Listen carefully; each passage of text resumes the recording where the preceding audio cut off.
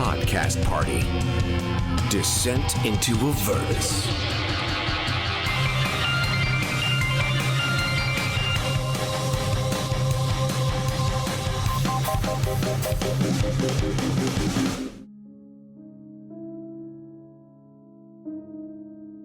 My name is Renascence.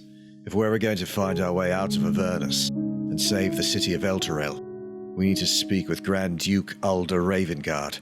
But first, we have to complete a dangerous ritual to free him from the Helm of Torm's sight. You awaken and have undergone a long rest, so go ahead and put your resources back to where they should be. Nice. All right. I will tell you exactly what it is that whoever is performing the ritual has to do. Pherria Jynks says the ritual is a specific recitation, so she says this to Reya. She says that Reya must recite a prayer to the god Torm. And this prayer is, "Trust in Torm in your hour of need. Trust that my hand is his will. It is through his power that you are made anew. Your fight is far from done, and you shall be made everlasting by his intercession." So on her turn, she will need to recite this prayer, but she will also need to sprinkle holy water onto the altar. So she'll have to have at least 5 bottles of holy water, 5 vials of holy water, because she'll have to do it 5 times. Wow. I have some in my Monster Hunter kit. It hasn't come up yet, but I thought they might come in handy at some point. We have a font of holy water in the sanctuary. Can we just get a whole bunch of them? Yeah, but she will have to keep her hand on the helm, and the sword of the unknown hero will have to stay within Grand Duke Ulder Ravengard's grip for the entire length of the ritual. So I think someone should be assigned to stay close to Reya, and somebody should be assigned to stay close to Ravengard. We should tie that sword to his hands, or rather his hands to that sword. It's a good idea. They can be put right next to each other, right, Matt? Sure, absolutely. Yeah, once you guys put him on the altar, Reya can stand right next to him. Can I manacle Reya to Ulder Ravengard? Sure. She can click it when she's ready, not until we get there. It can be, I'll give her the key and everything. It'll be a little awkward because she'll have to have her hand manacled to his, which will then be lifted over his head because she has to put her hand on his helm. But that's okay. I don't want someone to grab her and pull her away as she's doing the ritual. Maybe just like use the manacle to like attach them by the belts. Yeah, something like that. Okay. We want to tether her without restraining her. Right. Right. Oh, makes sense. So I think the plan is we get to the altar, we secure Reya to the Duke, like Corbin said. Corbin is going to ritual cast Layamon's tiny hut around us. No, I'm just going to cast it. Oh, just cast it? Cool. If I ritual cast it, it takes like 11 minutes. I'll just cast it. It'll take a minute. Got it. I am going to cast Protection from Evil and Good on Reya once we are in place. Nice. That will prevent her from being possessed. Perfect. And she also can't be charmed or frightened. And I'm also just going to try to stay on her and the Duke, so they're both in my aura of protection. I will give Bardic Inspiration, 1 to Reya, 1 to Renascence. Lulu sort of flies over to you and says, I don't know. You guys tell me. I can come with. I might be useful, I might not be. I just don't know. I think we could use all the help we can get. Fair enough. All right. Thank you. She blows a quick, trumpet, yeah! Oh, yes! Let's destroy some evil. All right. I say, Seltern, chin up. Today's the day we take the first step on the road home. You just stay here, and we'll take care of everything. Seltern stares at you and is like, yeah, I hope you don't mind. I'm not really the go-getter type. I'll stay down here with the women and children. Your job is that barricade. Fantastic. I'm all about the barricades. Great. Don't let the barricade fall. Got it? About that, I'll have to. This isn't a conversation. This is just don't let it fall. So, am I supposed to We just keep walking. We keep walking. Yeah, in the background you hear something. So wait. I need a little bit more. I need to sort of understand. I believe in you. I believe in you, Seltern. Matt, one quick thing before we go. While Reya was learning that prayer, Corbin's going to write it down on a piece of parchment. Oh, yeah, good idea. Good idea. Tell everybody where it is, just in case it's like a backup. Necktie. That's what I was going to say. Basically, I said him, yeah. I mean, I've not said every single last syllable. As you guys open the entrance to the main level of the cathedral, and I assume you guys want to be pretty quiet. So let's go with a stealth check. I will give myself guidance. Reya gets guidance. I've rolled a 16. Hylan got a 25. Reya with guidance got a 9. Corbin got a 10. Renascence with guidance got a 21. Amazing. The lessons are paying off. Lulu flies, so I'll give her the benefit of the doubt and give her, because she's not clunking all over the place, she'll have advantage on her stealth check because she's a little flapper. She got a 17. So all right. Yep, absolutely. As a whole, your group check succeeds. We have to get the sword first, though, don't we? You approach the tomb of the unknown hero, and you see the sword lying atop her form. Reya? Right. In great respect and deference to you whose name we do not know, I will need to utilize this for the sake of those within the city. Thank you for your service, and we hope to do you proud. And she takes the sword and moves it back and forth, and she says, I mean, it's pretty good. Not bad at all. But I'm better with this. And she pats the sword at her side. Okay. As she does that, Corbin's going to cast the spell Aid at 3rd level, and he's going to give Renascence 10 extra hit points on top of your hit points, Hylan 10 extra hit points on top of your hit points. Thank you.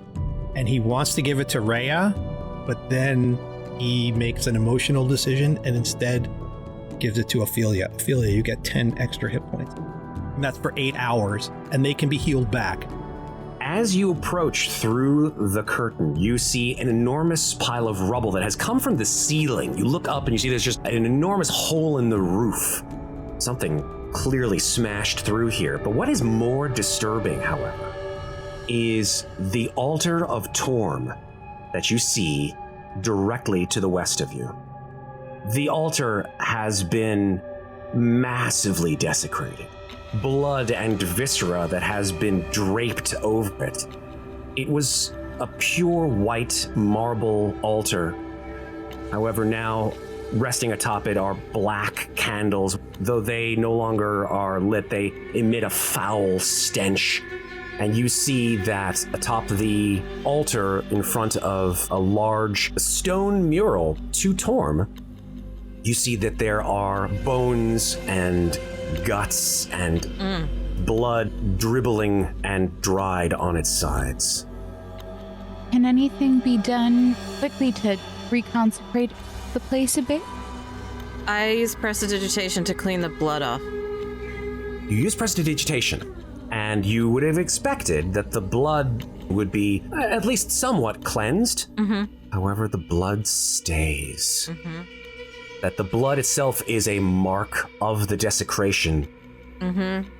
We need to act fast. Every moment that the sword is out of that tomb, the people below are in danger. Yes, let's go.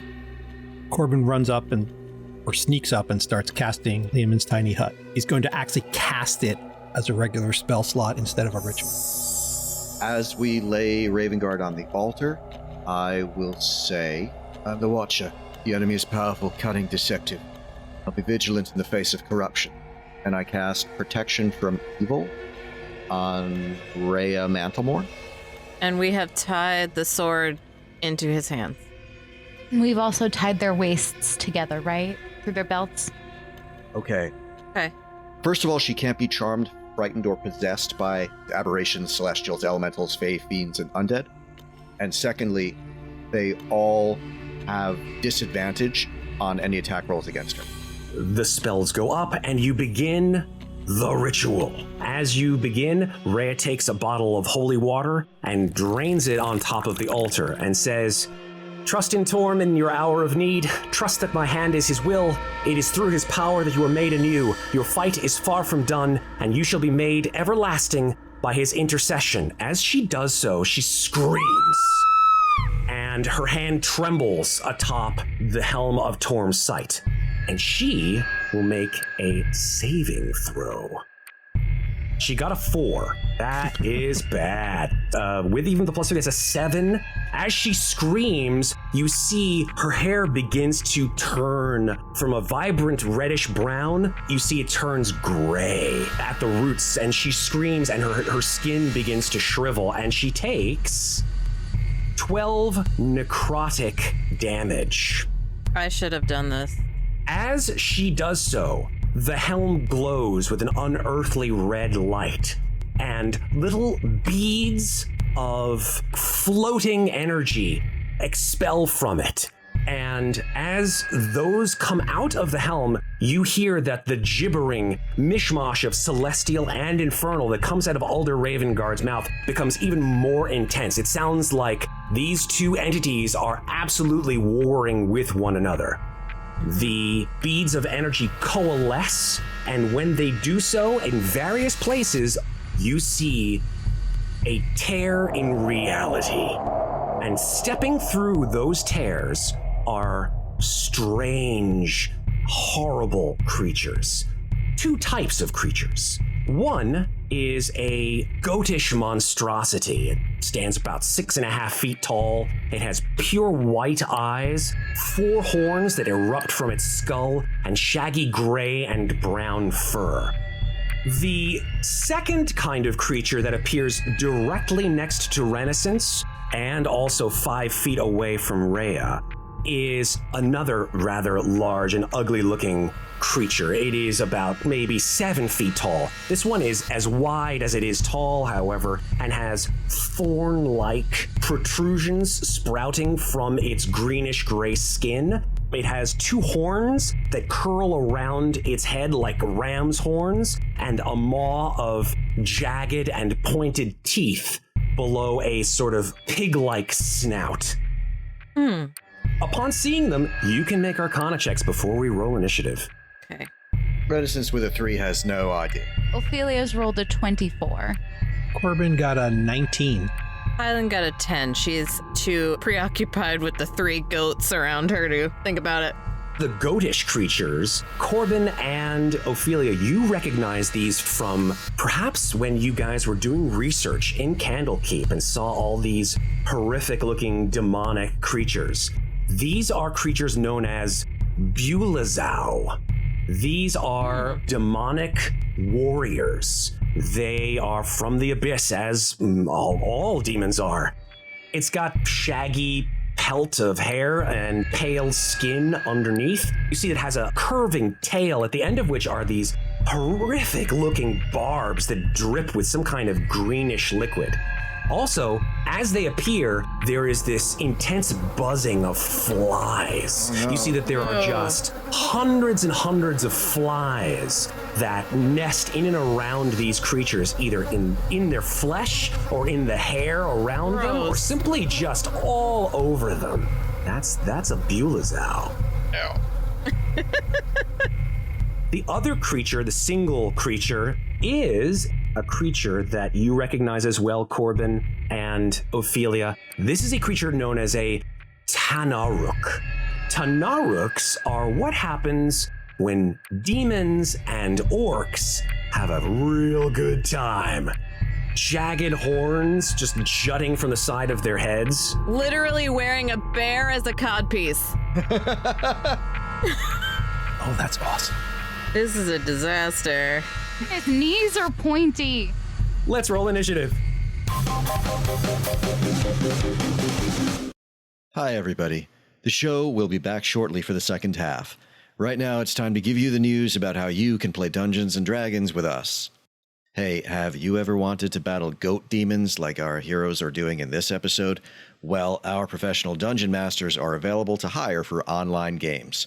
We have games for kids as well as adults, and our DMs can run almost any of the official Dungeons & Dragons 5th edition adventures, including the new starter set adventure, Dragons of Stormwreck Isle, the new Spelljammer adventure, Light of Xerixis, modern classics like Curse of Strahd, Lost Mine of Phandelver, Tomb of Annihilation, Icewind Dale, Rime of the Frost Maiden, and dozens of others, even the one we are playing on this show, Baldur's Gate Descent into Avernus, although I can't run that one for you because spoilers.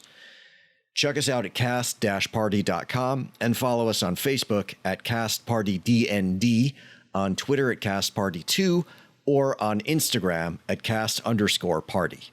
As always, we're offering monthly free online adventures with our dungeon masters. These free games fill up quickly, so if you'd like to grab a spot, you should join our email list or our Discord server. Links to both can be found at cast-party.com. If you enjoy Podcast Party, please follow the show, rate us, and leave us a review. We'd love to hear from you. Message us on social media or email us at info@cast-party.com. Follow us on Facebook at castpartydnd, on Twitter at castparty2, or on Instagram at cast_party. Thanks very much for listening, and now back to our adventure in Avernus. Ren, you have advantage. Renascence got a 16. Corbin got a 13. Oof, Hylan got an 11. Ofelia got a 9. Oh boy. Oh boy. Matt, what did the demons roll? The Bulazau rolled a 22. And the Tanaruk rolled a 21. Jesus. The Bulazau. You watch as their movements are preternaturally fast. There are 4 of them. They don't carry any weapons. They don't need them because they've got that sinewy, disgustingly, their tail, it's just covered with all kinds of green fluid. You don't know. It could be acid, it could be poison, it could be something worse. Who knows? See, let's start with the Bulazau on Ofelia. It'll whip its tail around its head and then slash out at you, Ofelia, like a whip with its barbed tail. That's a 16 to hit. That's gonna hit. That is 11 piercing damage. Please make a Constitution saving throw. You have +3. I've rolled a 14. That saves. You feel as this thing strikes you, its barbs sink into your skin and just drape across you, and this horribly hot liquid just splays into your bloodstream, and you just immediately recoil. The good news is that it didn't go deep enough into you to have any other effect than that. We've got 3 of them. All 3 will, unfortunately, attack Hylan. Yep. Two with advantage. Yep. The first one with advantage against you, Hylan, with its barbed tail. That is a 9, even with advantage. The second one with, oh shit. The second one with advantage is a critical hit. Fantastic. I will uncanny dodge it. You'll uncanny dodge the damage, which is 14 piercing damage. Okay. So it's only 7. Okay. Please make a Constitution saving throw. You have +3. That's a 12. That is not enough. You are diseased. Oh, shit. As this material comes in contact with your skin and injects itself into your bloodstream, you immediately feel the effects of this. Your head spins, and you start to see on your skin festering boils start cropping up like little bubbles of flesh underneath. Bloop, bloop, bloop, bloop, bloop, all down your arm and on your face. You immediately start coughing. And as you begin to cough, you realize that you're not coughing up bile, you're coughing up flies. Hundreds and hundreds of flies come erupting out of your mouth. So gross. Bring it, go boy. No, don't say bring it. That is not. I'm just kidding. I know, because Corbin said it. From a mechanical perspective, you have the poisoned condition, which means you have disadvantage on your attack rolls. Right. Also, please roll a d8. Okay. I have 3 of these around me, guys. 7. Your hit point maximum is reduced by 7. Yeah, that's right, because it was increased by 10. That's right.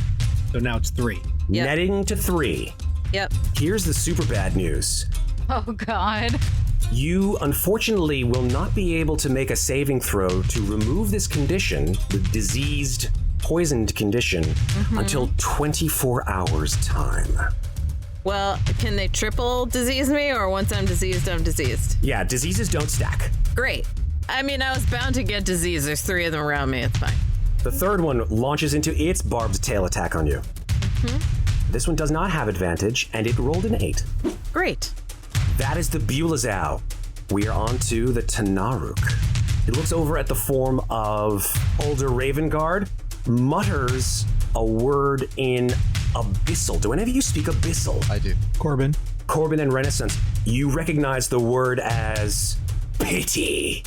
It says in this sort of unearthly low voice. And then it screams this horrific rage and launches into an attack with its greatsword on Reya. It will have disadvantage. Disadvantage is a natural 1, thank you. And then it will bite at her with its enormous sharp teeth with disadvantage. That's a 16. Reya's AC is 17. Nice. She gets up her sword just in time and blocks the attack. Excellent. It is Lulu's turn. Lulu goes, "Oh God, what are these things?" And then looks over at you, coughing up flies, and Lulu will, in the presence of these Bulazao, need to make a Constitution saving throw. Lulu! Lulu will have a +3 because of Renascence. That is a 25. Yes, Lulu. All right. She saves. She got a 22 +3. So there you go. 25 with her Constitution saving throw. She's like, these things are horrible. I don't like the fucking smell. I'm sorry, I cursed. Okay, that's really bad. I don't like the way the stench affects my tender nostrils. Oh. I do not like them at all. Tender nostril sounds like an emo band. I like it. Lulu has some spells for today. She will use Cure Wounds on Ofelia. You've gotten hit, right? I have? She'll touch you with her trunk and Cure Wounds on you. Thank you. Nice. This is one of her 2 spells that she can cast today. I hope it's not wasted. It is 6 healing back to you. Fantastic. Thank you. That is her turn. Renascence, it is now yours. Wreck it. I trace my fingers over the painting of the eye that Ofelia did on my breastplate. I am the Watcher. The enemy is powerful, cunning, deceptive. I'll be vigilant in the face of corruption. And I'm going to channel divinity, abjure the extra plane. Yes. Nice. Every fiend has to make a DC 14 wisdom save. The Tanaruk, as you say these words, it sort of grins, showing you horrible teeth, almost as if it knows what you're doing, and sort of puffs out its chest, ready to hear these things. It has advantage on all saving throws against spells and magical effects. So, in other words, the demon said, bring it. That's a 12. He has failed. Yes. Amazing. Fantastic. What happens? He is turned. Amazing. A creature is turned for 1 minute or until it takes damage. Must spend its turns trying to move as far away from me as it can. Can't willingly end its move in a space within 30 feet of. Can use only the dash action or try to escape from the effect that prevents it from moving. Wisdom saving throws for the Bulazao, 4 of them. 2 of them failed and 2 of them succeeded. I'll take it. Thank you. I will immediately scream and say, they're running, don't hit those. And I will point at the ones that I've just turned. Don't hit them. Corbin, it is your turn. Corbin will look over at Reya and go, you must protect her. And he is going to cast the spell Sanctuary. All right. So if anybody tries to attack her, they must succeed on a DC 15 wisdom saving throw or select somebody else. And that lasts for a minute, no concentration. Nice. And then for my action, I am going to channel my divinity and cast my Twilight Sanctuary. All around us, twilight fills the air. All right. Everybody at the end of the turn is going to get temporary hit points, Oh, so good. and it's 10 on the first round. Hylan, you're up. I heard what Renascence said. Spit out a huge amount of flies as I stand up straighter. I shing out my psychic blades as I exhale a swarm of flies, and I stab this goat next to me twice. So you have disadvantage because of the poisoned condition. That's a 14 to hit. A 14 will hit. Great. For psychic. Okay, so I hit with my second psychic blade. That's a 12. Unfortunately, that will miss. Okay, I'm going to stay where I am. Reya says the words again. Trust in Torm in your hour of need. Trust that my hand is his will, it is through his power that you are made anew. Your fight is far from done, and you shall be made everlasting by his intercession. And she will make a Constitution saving throw as she dribbles holy water onto the helm. Don't forget she has a +3. She rolled a 10 that time, +3, that's 13. That is enough. So she will not take any damage. Great. You told her don't touch the orc demon, so she will not swing at the orc demon, and she can't really do anything from where she is. She can't fire her crossbow one-handed. Dodge! Dodge! Yes. Zombie dodge? No, sorry. WWZD. I guess that's all she really can do is just take the dodge action, which will give attacks against her disadvantage, and that is her turn. Ophelia, you're up.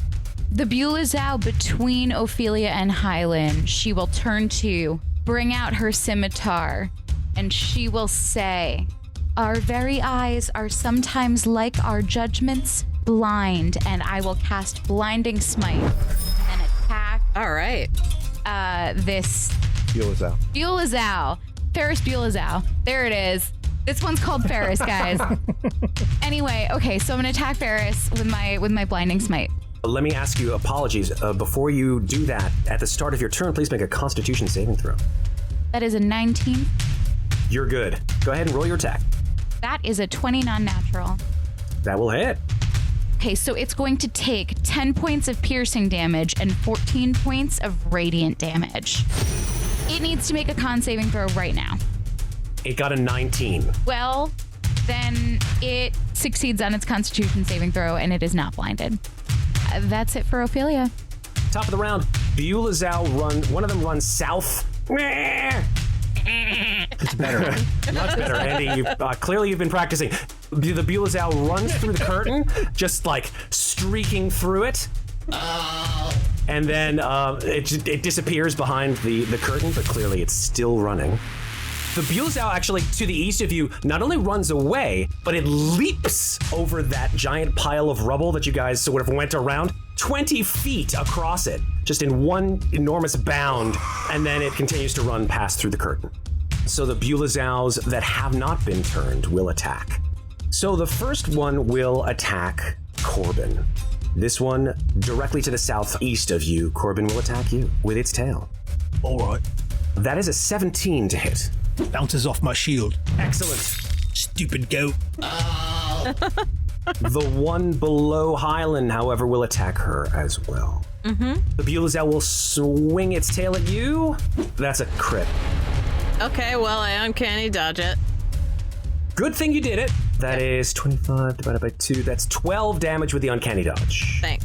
Your temps eat that up, I think, right? Yep. And you are not subject to this disease because you're currently diseased.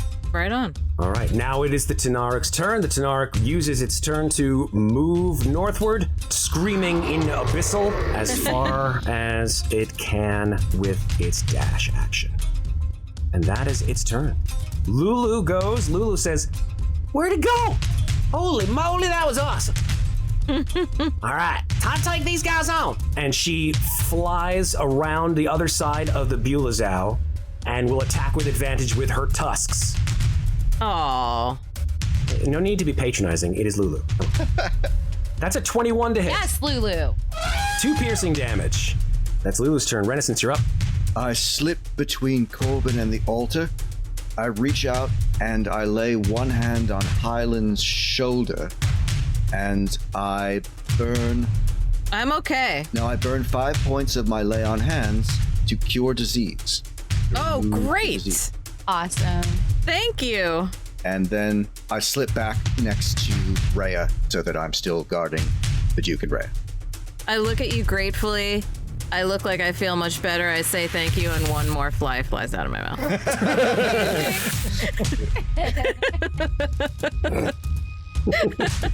And that's the end of Renaissance. Corbin, you're up. Corbin, make a Constitution saving. Note that I'm not asking Renascence to make a Constitution saving throw because at his current level, he is immune to disease. All right. So helpful. Corbin rolled an 18, plus he's got the +3, so 21. You are fine. You are not susceptible to this disease either, although it's... Oh, man, wow, it is gross. I don't know what you're all complaining about. The air is sweet and fragrant. Listen. It's good. It's good. Nice reference. Nice. Corbin is going to... Shit. No, don't shit. Bad idea. Just add to it, right?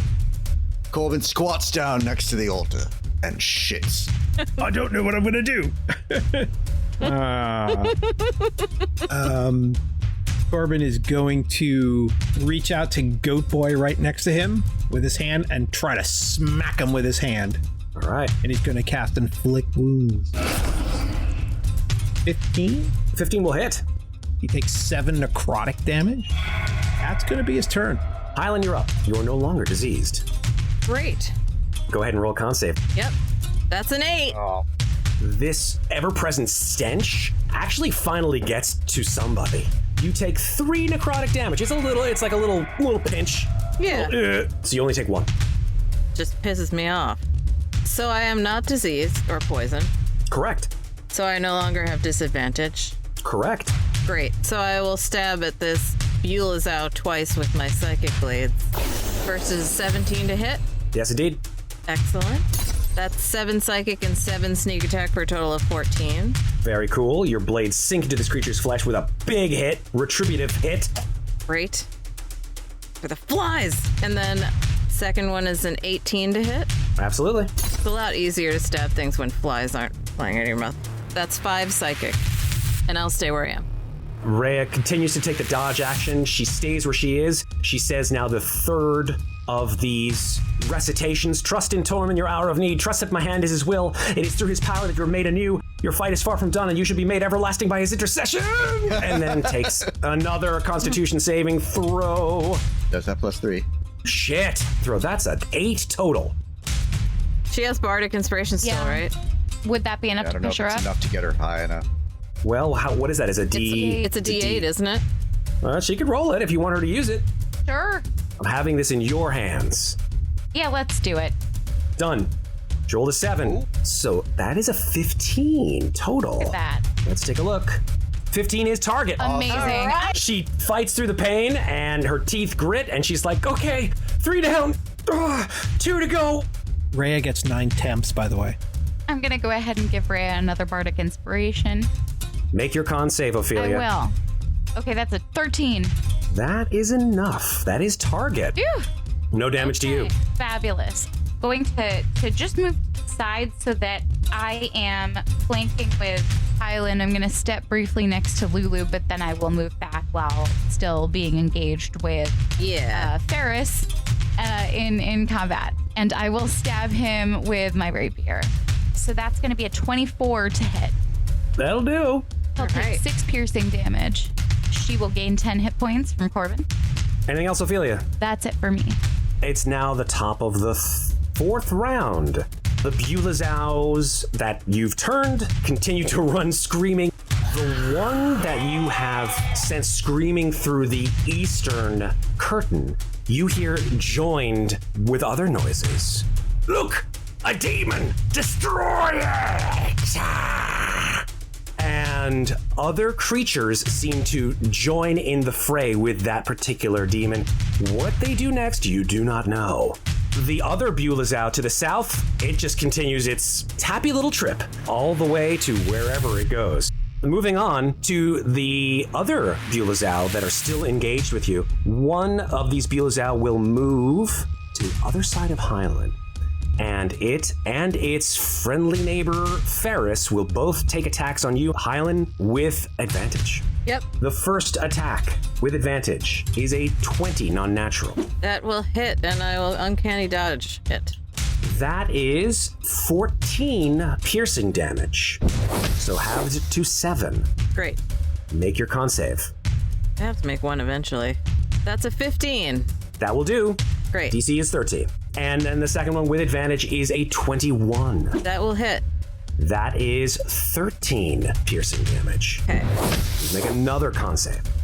That's also a 15. You make it. You're whipped from both sides, and you feel this sort of fluid flying around, but none of it gets into your bloodstream, and you are good. Moving on to the Tanaruk. The Tanaruk continues northward, and you don't really hear it very much anymore. You just hear its horrible, pained screams as it runs through the cathedral, essentially like someone on fire, just raging, but unable to do very much about it. Lulu will whack the Bulazao with its tusks with advantage. That is a miss, unfortunately. With advantage, that's a 10. Lulu sort of like slips in under the Bulazao. The Bulazao swings around with its claw and tries to smack Lulu in the face, and she dodges out of the way. Renascence, it is your turn. I can't engage them because I need to stay with Reya to try to protect her from the damage of the ritual. So I'm just going to point at the goat thing between Ofelia and Hylan and whistle. Ah. And that'll be a DC 14 wisdom save. It makes it with a natural 20. Nothing happened. And that is the end of my turn. Corbin. Ilmata, burn these creatures. He's just going to say the word Ilmata. And he's going to cast Word of Radiance on both of them. So they need to make a DC 15 Constitution save. One got a 9 and one got a 21. Well, the 9 guy takes 5 points of radiant damage. The other guy takes nothing. That is the first time I think that creature's actually gotten hit with any kind of damage. So it sort of winces in pain, but does not move. And then as my bonus action, a thin sliver of light is going to appear and a pillow is going to come out and whomp at the demon that's more wounded. A 9? 9 will miss. The creature is too fast for your pillow. All right, it happens. And that's my turn. Hylan, you're up. Okay, I will stab the goat to my right. You'll have advantage. First, a 25 to hit. Roll your damage. That's 6 psychic and 14 sneak attack for a total of 20. You stab this thing right through the eye, comes out the other side with your psychic blade, making no wound at all. It just sort of grasps its head and falls down, and as it does so, its skin, sort of mottled in green, falls off of its flesh. Whoa. And it turns into a green pile of ichor. Ugh. The same gross green material that was on its tail. Please make a Constitution saving throw, because we forgot about that. Sure. Yeah. That's a 7. That's a failure. You will take some damage before this creature expires. Mm-hmm. It's still necrotic, so that's a good thing. Good. That is 4 halved to 2 Great. necrotic damage. Okay. And then I stab the other one with my remaining attack. It's an 18. Make your damage roll. That's 5 psychic. And I stay where I am. Reya will, on her 4th attempt, will say again, trust in Torm in your hour of need. Trust in my hand is his will. She's saying it a lot faster now. It is through his power that you are made anew. Your fight is far from done, and you shall be made everlasting by his intercession. And we'll roll a con save. +3. Come on, Reya. Come on, Reya. That's a 7. +3, that's a 10. You can use the Bardic Inspiration. She can. Yes. Oh, thank goodness for that. That's a 7 added on. right. That's enough. Power of will and the power of bardic inspirational friendship. She is 4 down, and she gets 12 temporary hit points. Oh, that's a lot. Okay, so that's Ofelia, you're up. I will give Reya my last bardic inspiration. Ofelia, make a con Oh, save. great. Yep. That is an 11. 14. 14's enough. DC was 13. Great. She will put her rapier away, and she will take out her violin and begin to play the now familiar tune of the Dissonant Whispers. Her eyes roll back in her head as she whispers, and she casts Dissonant Whispers on the remaining Bulazao. I believe that's a DC 15 Wisdom save. That's a 6. He fails. Awesome. He is going to take 15 psychic damage and must use his reaction if he's still standing to run far, far away from me. Wow. Yeah, he does. You guys are just sending these guys screaming in every direction. We got no time right for them. through your Liamon's tiny hut. You guys want an opportunity attack? Be my guest. That's Corbin and Hylan can go for it. Yes. The 19. That will do, and you also get sneak attack. Woohoo! Oh, that's a lot too. That's 8 psychic, 11 sneak attack for 19. Oh, god damn. Big hit. Corbin, you too, if you'd like. Corbin rolled a 9. 9 will miss. I got him! Oh, shit. Missed. The goat boy does run directly away from you and sort of hides behind the altar and stays there. And as far as you're aware, there are no enemies within the hut. Great. Say the thing again, Reya. It is the end of the round. We're at the 5th round. And stay out. I am very injured. The Bulazau that you did send screaming around the back of the altar shakes its head, its shaggy head, vomits a whole bunch of flies, and then runs screaming goat style right back into, and then hits the hut.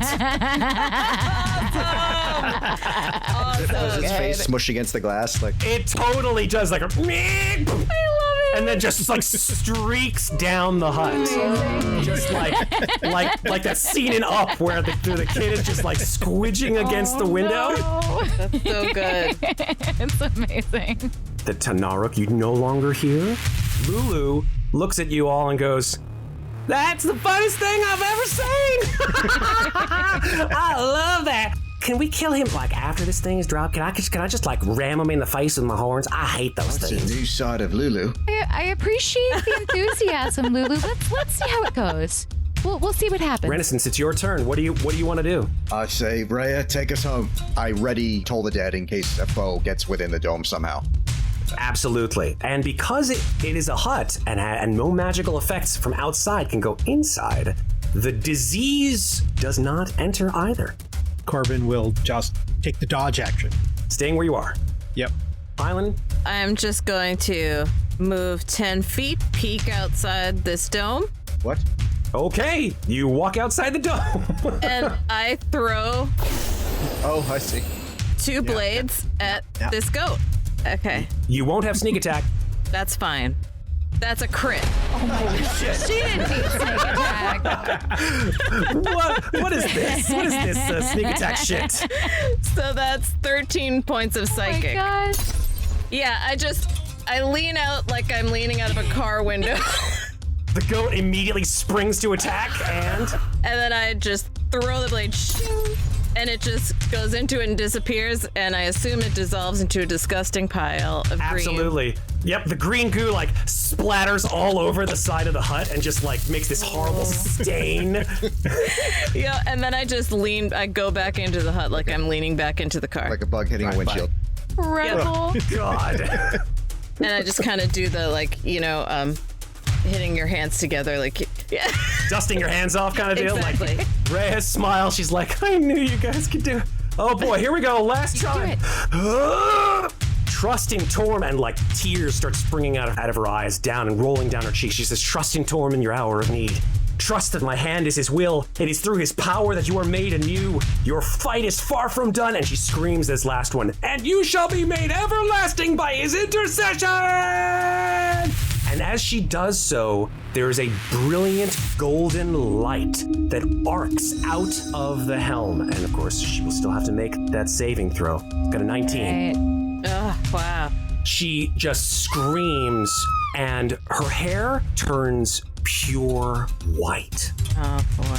And the helm turns into a golden, shining light that all of you inside this orb, even Lulu, shield your eyes. And the following occurs in your minds. All of you are subject to a vision, which is the vision you know instinctively as the vision that Ulder Ravengard was experiencing while the forces of light and darkness were trying to control him. Here is what you see in your mind. A bloodied woman staggering through a torn and desolate field. This woman in full plate armor, wearing the colors and crest of Elturel. You've seen it on Reya, you've seen it throughout the city. It's easy enough to recognize. This woman is grasping a longsword. This longsword is absolutely magnificent. It is golden and pure, almost like it's made of light, fit for an angel. On the woman's cheek, you see fresh blood streaming from a nasty wound. The vision shifts, and you see now, flying next to this woman, is Lulu. Oh! It is Lulu, but this is a Lulu with a sense of purpose. This is Lulu with eyes clear of any fear or doubt. The vision shifts again, and you see facing off against these two an enormous, loping, demonic creature, threatening perhaps to devour the two of them. This thing is 15, perhaps 20 feet tall. The woman takes the sword, reverses her grip, and plunges the sword into the ground as Lulu makes a trumpeting sound, much louder and of greater strength than she has ever done before, towards the demon with her trunk. The demon is hurled back as an alabaster palace rises up around the sword plunged into the ground. The demon watches as this palace surrounds it. Lulu takes to the sky and from her vantage point looks down upon where this massive scar has formed in the very ground of hell to engulf both the palace and the enormous demon within. And finally, the last portion of this vision is Lulu flying far, far from this scene of conflict. Now in a delirium as Lulu holds her trunk to her head and flies in zigzag patterns throughout the desolate wilderness. Finally, seeing two figures on the horizon and flies towards them. These two figures are odd bird-like humanoids, dressed in patchwork armor, and behind them, standing immense, is a strange vehicle made out of metal. This vehicle is unlike any that you have ever seen. Its wheels are the size of a man, and it has vast spikes and plates placed all over it. Moreover, it has no horse drawn before it. It is entirely encapsulated by these metal plates and the four wheels around it. The bird creatures are also equipped with strange weaponry and tools. And as Lulu flies towards them, she sees that the bird folk smile at her. It is then that the vision ends, and Ulder Ravengard sits up from the altar, rubbing his head, and says, "I am Ulder Ravengard of Baldur's Gate. Who the fuck are you?"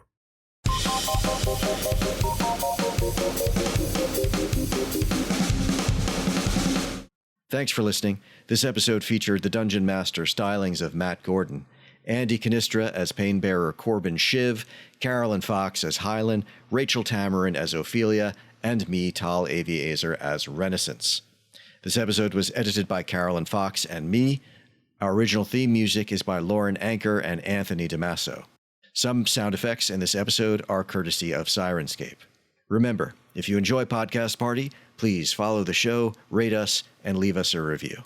Thanks very much for listening. We'll be back in 2 weeks with the next episode. Yeah, honestly, everybody make a goat sound right now because it'll save me from having to find goat sounds. Oh, ah, ah! That's not a goat They sound. scream.